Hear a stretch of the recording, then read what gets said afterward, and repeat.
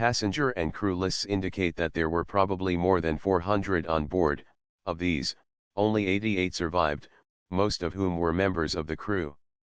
Arctic was the largest and most celebrated of the 4 Collins steamers that had operated a regular transatlantic passenger and mail carrying service since 1850. After the collision, Arctic's captain, James Luce, first attempted to assist the stricken Vesta, which he believed was in imminent danger of sinking. When he discovered that his own ship had been seriously holed below the waterline, he decided to run her towards the nearest land, in the hopes of reaching safety. Arctic's lifeboat capacity was sufficient for less than half of those on board. When Luce ordered these launched, a breakdown in order and discipline meant that most places in the boats were taken by members of the crew or the more able-bodied male passengers.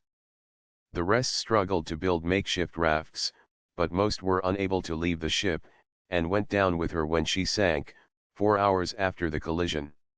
Vesta, which initially appeared to have sustained mortal damage, was kept afloat by her watertight bulkheads, and managed to limp into harbor at St. John's, Newfoundland.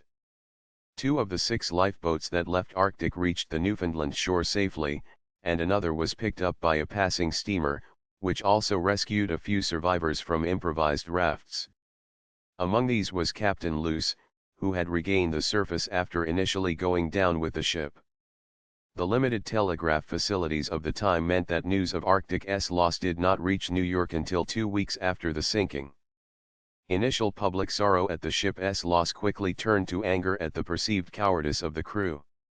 Despite press calls for a full investigation into the disaster, none was held, and nobody was held legally responsible for his actions. Demands for the introduction of further safety measures on passenger-carrying vessels were likewise sidestepped.